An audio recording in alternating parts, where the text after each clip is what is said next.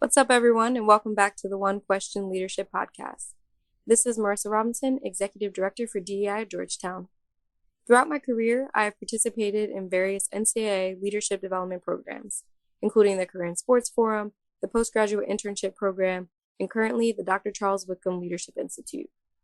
These programs have taught me that leadership takes work and effort. They have reminded me that as leaders, it is our responsibility to continue to grow, challenge ourselves, and encourage those around us to do the same.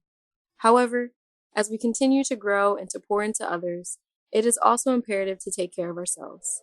Remember, you cannot sustain a movement by sacrificing self-care. So provide yourself some grace and then get back after it. Enjoy the episode.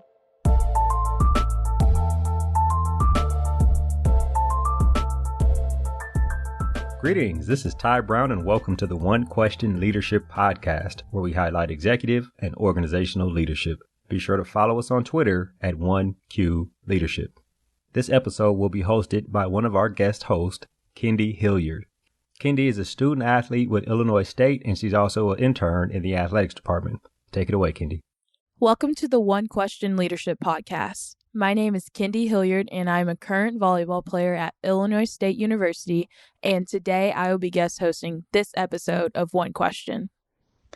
On this podcast, we have Kyle Brennan, the current athletic director and my athletic director at Illinois State University since 2020. Hi, Kyle, and welcome to the podcast. Hey, Kendi, it's good to see you. Thanks for having me on. It's a great opportunity. I appreciate it. So you've served as Utah's Chief Operating Officer and Deputy Athletics Director for Internal Operations before working with us Redbirds. And you could definitely say that Illinois State has had the challenge of everything being so new. A new AD, a new president, a new commissioner. What's been your approach to ensure success with everything being so new on your campus? That's a great question. Not only is it new, but I came in during COVID. So I got here and couldn't meet people face to face and had to meet when I could face to face. It was behind a mask. Mm-hmm. So the key really is, I think when you get into any position, especially when you're new, is relationships and really building those relationships. So bit of a challenge during COVID, but definitely think we were able to accomplish it. So for me, like you said, the commissioner's new, the president's new. I'm new, and there's some others new on campus as well. And it's really an opportunity because everyone's got a lot of energy and enthusiasm, wants to make positive change. So I really see it as an opportunity to work with visionary people like President Kinsey and Commissioner Jackson.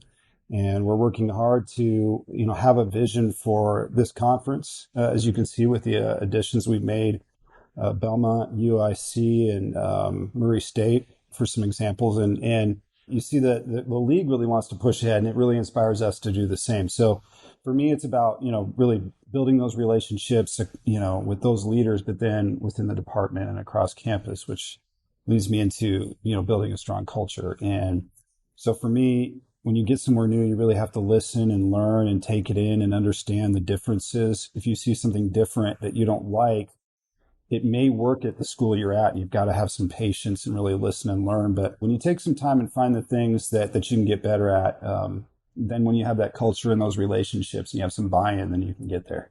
Yeah, for sure. And as being a part of your culture, I feel like I've invested into your program Rise. So can you go into a little bit more detail about what that is and what that means to you? Yeah, so Redbirds Rise is kind of our catchphrase for us. It's easy to remember the values when we say Redbirds Rise. So for us, it's about relationships, which I've talked about already. Respect, that really encompasses our EDI approach and really treating everyone the way all of us would like to be treated and finding ways to bring us together. So that's definitely an important value of ours. And then there's integrity, which goes without saying. But service is another one. And service to me really goes with relationships. I really feel like leadership is a servant role. And in order to have great relationships, you've got to have that kind of service mentality and serve the folks around you. So really focus in on serving each other. And I feel like when we serve each other well in athletics, whether it's colleague to colleague or across campus, then we'll serve our customers better, which is our fans and our student athletes. I mean, our student athletes really are the reason that we're here. So And then excellence, and I've talked about that. We want to win. We want to win big. We want to be the leader in this conference in every sport and to have success. And so those values are something I talk about a lot with our staff, trying to keep it simple. Every situation you find yourself in, kind of think back on your values and how you can plug it into what you're doing. And you can find through, those 4 or 5 items pretty much, encompasses what we want to do and who we want to be. And with that being said, I've known you for almost 2 years now, and I've had you as a mentor for about the same as well. And I've seen you lead based on having a go-getter mentality and attitude while being so genuine and having such a genuine heart. How do you bring that personality to leadership day in and day out? It's a great question. I think early on in my career, I really struggled with that. You'd look at the people that had success or gone on to be ADs, and you feel like you almost have to copy them or replicate them because that's what people want. And just found out as I went on that being yourself is the best way to go. You're at your best when you're yourself. And I've had this advice before, just be yourself on an interview. And I said, well, I'm the best at being me. I can't really be anyone else. And so finding your voice, I think is really important. Finding a way to bring your own personality and your own touch to things and stay true to who you are. And really, for me, it's trying to embody those values. If I value relationships, if I value service, excellence, integrity, all those things, then I find that my personality does come through. So very important to have, I think, genuine, authentic leadership and relationships. There's no room for arrogance in our department or with me or anybody else. This business is tough enough. It'll correct you if you think you're too good. So I think you have to stay humble and really keep the focus on what's important. And like I said before, it's relationships and our student athletes. And so it's not hard for me anymore to find my own voice, but it took a while to get to trust that I could be myself, I think. And so now I'm a little older, a little wiser, 47 years old, and I found that. And so feel like, it's an opportunity to do things the way I'd like to do them. When you work for people for a long time, you see different styles and you like to take pieces of them, but you always think, man, I want to do it and I want to do it this way. And so I've focused in on having a great culture, great relationships.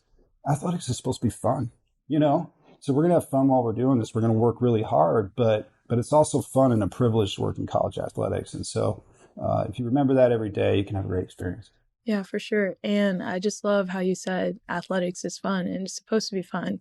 With that being said, like on the back end, what's your thought process into making tough decisions? Well, I'm starting to sound like a broken record here, but really I do go back to those, guiding principles. You have to look at your values. And if a decision goes against your values, I think right away, that's a red flag for you that you really got to look at. If it goes against your values, you shouldn't do it. So for me, it's really a big decisions. Let your principles guide you.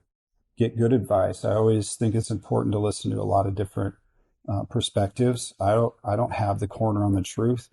There are people with different ages, work experiences, backgrounds that can always add something and create a new vision for maybe what you're looking at.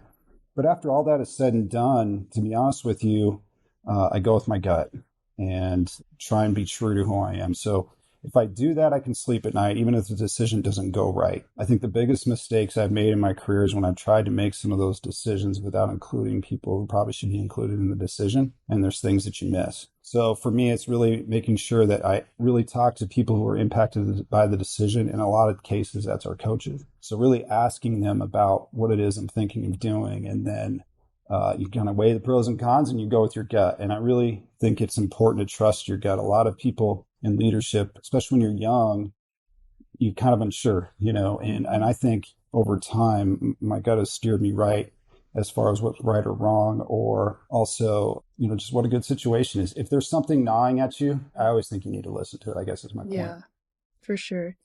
And so I know you kind of mentioned your background a little bit, but can you just do a deep dive because you weren't fully starting in athletics. You have a totally different path than the rest of us. Yes. And so I hope for everyone out there that they can take this away from this conversation is that there's no one path to being an AD. And I really got hung up on that early in my career and felt like I had to follow the same path as everybody else. and realized that I have different experiences, things I can bring to the table that are unique. And so I started to embrace those instead of try to minimize. But my background is I started as a lawyer, and law school is not for the faint of heart. So I finished it, and then I thought I better practice, but I never really had a burning desire to be a lawyer. And I got into doing estate planning, which for those of you out there who've had your will done or a trust, it's not the most exciting experience. And so that's what I was doing. And I had to do something I was passionate about. I was dying in that job. And so really what my passion was higher education. I had a professor in college who really guided me and mentored me after I stepped away from school and convinced me to come back and really changed my life. And so I went back to him and some others and said, what are my options? And it was kind of like the PhD route if you want to get back on campus. And I'm like, I had one child at the time and it was just too much commitment for school. So through some networking, found a lot of lawyers are getting into NCAA compliance. And so for me, it was the opportunity to be on a college campus, which I was passionate about. I'd always been passionate about sports. I played everything through high school and loved it. And so I was like, this is perfect. And so I left my job as a lawyer. My wife was a regional manager for Chase Bank at the time. We were living in Denver and we had a 2-year-old son. And we left for Northern Illinois, where I made $4,000 my first year as a graduate assistant. And it was a great experience and got me where I am today. And from there, I was able to land a job at TCU and kind of take off. So it doesn't come without sacrifice, but if you want to work in college athletics and you're passionate about it, there's definitely a way in. For sure. And you mentioned how there are so many different ways people can get into the industry. What's been your approach to providing opportunities for women and other marginalized groups? That's a great question. I think it's probably twofold. One, I think you have to work on some long-term approaches. Mm-hmm. So here at Illinois State, for example, we use graduate assistants heavily as a part of our workforce. But what happens is inevitably someone leaves because Illinois State, for a lot of people, their first job and they're trying to move on to, another level, which is great. But when those people leave, we're all kind of in a panic. And we go to the GAs who've been working there that we know that do a good job and we plug them into those jobs. The problem is our GA pool hasn't been diverse. Mm-hmm. And so the major source of a lot of our employees is coming from a non-diverse pool. And so been working closely with the president and some leaders on campus to try and expand some of the majors that flow into athletics and really be thoughtful and strategic about who we bring in as graduate assistants. That's one thing. The other thing is sometimes you just have to make change now. Yeah. And when I looked around our senior staff group, it just wasn't acceptable. And so we're not made of money here at Illinois State, but I created a position for Nona Richardson, who was the SWA at Utah and had left there. And I'd worked with her previously at Ball State as well. And so brought her on. Very excited that she's here. And then also created another assistant AD position for equity, diversity, and inclusion. Again, created out of thin air because we didn't have that position at the time. So sometimes you have to kind of force the issue because you can't wait for people to leave. And so looking for those opportunities. And then I've encouraged all of our staff that they need to, and myself included, work at networking prior to when a job comes open. So I've challenged all of our leaders to have 2 or 3 people that they are ready to hire if they ever lose a position under them. And those people should be diverse. And so really making an effort to recruit and be proactive rather than just waiting for the job to open. And it's almost too late at that point sometimes. Yeah. With being at a mid-major university and institution where you're currently or constantly dealing with not only student athletes moving to and from the Power Five, but coaches and staff as well, how are you managing the dynamic of people who are leaving? So it is a challenge. And for me, it's about finding out what their goals are and then supporting them. Some people really like moving to Bloomington and love the school and really want to raise a family here. And to those people, we can really commit. For others that are just getting started, I'll meet with them and say, what are your career goals? Where do you want to go? And if the next thing for them is Power Five, then I'm supportive of them getting there. Mm-hmm. Because that means they did a really good job here and they leave it in a better place than how they found it. With coaches, it's a little more challenging.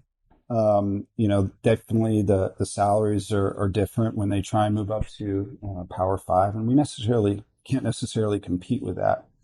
But my strategy has been when we identify a really good coach, even before they necessarily have success, you got to take a little risk. and show that love and that contract before people are knocking at the door. That's first. And then second, trying to find all the things that you can that are little things that really improve their life and their experience. So, letting the coach's family travel with them on the road, or giving them a suite at the game, or helping them with childcare, or getting them whatever it is, all those little things to create a situation where if they leave, it's purely for money. Yes. You want to create that kind of culture where they're like, I'm leaving this and I'm really scared to kind of leave because it's so good and it's so secure and I can have such success here. Do I really want to just chase the paycheck? And so that's kind of how you try and set it up. Some people leave, some don't, but that's the goal. Yeah, for sure. Well, it seems like you have a great plan to manage people leaving, but to kind of switch gears, what is your greatest advice for the next generation of ADs like myself? Well, I mentioned one thing already is, find your own path. You don't have to have someone else prescribe it for you. There's definitely different ways to the chair. I would tell people that want to be ADs and make that move to the chair is be passionate. Don't go into it because you want a paycheck or because you want to be the boss. Do it because it's something you're passionate about, and do it at the right location.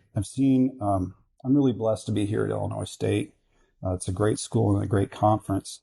But a lot of friends I've seen over the years just rush to the first job that they can get, and then find themselves looking for jobs, in the short future afterwards, because some schools are a real challenge. You got to know what you're walking into. So I really think it's important to not be too anxious. So many people really want to get to that chair so fast that they ignore kind of the lessons along the way or the good opportunities that are out there. And so, trust yourself, have, your own path can get there. Really rely on the people around you, and then make sure that you pick a good institution. I love that, just because my passions and aspirations of being an AD, and this is just I know it's like super helpful not only for me but for other people listening as well. Well, I'll be working for you one day. I always tell you that. So we'll see. But my last two questions is kind of a 2-for-1. So to work in this industry, I think a portion of you has to be like hardwired and competitive. Yeah. So as an AD, how do you hold your composure when you don't necessarily love a decision like the president or commissioner makes? I have more trouble with the refs, to be honest with you, than the presidents or the don't worry, that's coming. But it is a challenge because you're not always going to be aligned with your president, and that's not anything negative. It's just life. None of us agree on everything. I think the other thing to keep in mind is, as an AD, you get it's easy to get tunnel vision. You're thinking about your own programs, your own department, and not really realizing how you plug into the rest of the university or the community. And that's the president's job. And so a lot of times when there's been disagreement, I will bring something forward and there'll be a reason that's unrelated to my asking of why we can't do it or we need to do something different. Mm-hmm. And I appreciate that. My job is to push what I can to bring to the president, see what we can do, or to the conference, but it's their job, to tell me, hey, you got to think about this or that. You don't know the full picture over in athletics. The president really does. So I think from that standpoint, it's important to, think about, but then at the same time, it's really important, I think, to support your president in public and in private. It's very easy in public to say, our president's great or whatever. But when you go to the president, and I'm not using ours as an example, but just generically speaking, you go to your president and you ask for something and you're denied, I think it's very important to walk out of there, coming back to your department, not blaming the president, saying, if we could have had this, we would have been good. But that, the president said no. For sure. So I think it's really important to come back with, hey, this is where we're going. I'm on board. We can do this. And you really need to be supportive of your leadership because it's lonely, this job. And I've realized that being an AD, that the president's job is going to be very lonely as well. And Jeff Jackson's commissioner's job, they get lonely. And so, but they're there for a reason and they see the full picture and they're there to help guide you. And so, we have our spirited debates or whatever, but when we leave the room, we got to be lockstep. Yeah, for sure. And I love working underneath all three of y'all because you'll have totally different personalities, but it seems like you'll all connect in a not a weird way, but like in a good way. Yeah, I think that's fair. That's good because we are different people that Yeah, kind of totally. we do complement. Totally different leaders, Yeah. but it's a huge respect in amongst each and every one of you. Yeah. So I loved like looking at that and observing that. So you kind of jumped the gun on my last question, Okay. but like how do you hold your composure when a reffing decision like doesn't go your way? It is challenging. You know, I can think back to a few calls over my career that I've seen, and sometimes they change the course of your program. I was at Utah when we were in the top 5 in the country and undefeated, and had a call go against us that cost us the game. You know, knocked out the Rose Bowl opportunity, all those different things. So it can be really important. But at the same time, for every call that's good, there's one that, you know, you probably shouldn't have got that you got, and, you know, vice versa. They go every way. But I'm a fan, you know, and I'm at the game. I'm into it too. And so sometimes I kind of get up and I try to keep it under control. But, you know, I think the hardest part is to, after the game, when you think it's cost you, is to stay calm. And you have to reach out to your commissioner, but to do it probably the next day, after you've had some time to think about it and to cool down. You know, there's nothing they can really do at that point. But I think if you call up screaming and going crazy, that's not going to help your cause. As tempting as it is, many times throughout my life, I've tried to learn to sit back and be quiet. But once in a while, you see me get up and say something. I am human. I love that. And I love that you're a fan of all sports here as well. Yeah. And I've loved having you as an AD and just as a mentor as well. But unfortunately, we have to close off. Okay.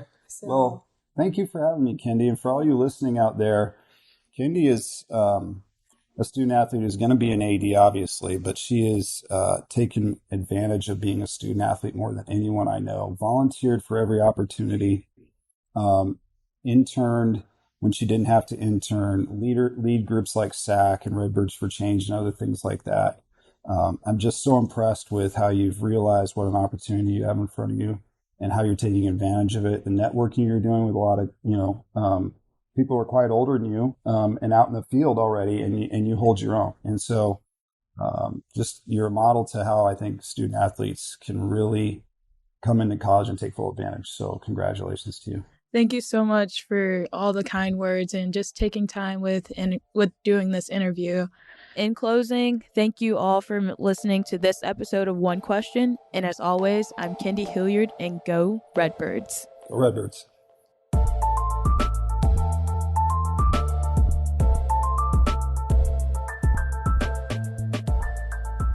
This episode of the One Question Leadership Podcast is produced by Spades Media Group, solving problems using creative leadership.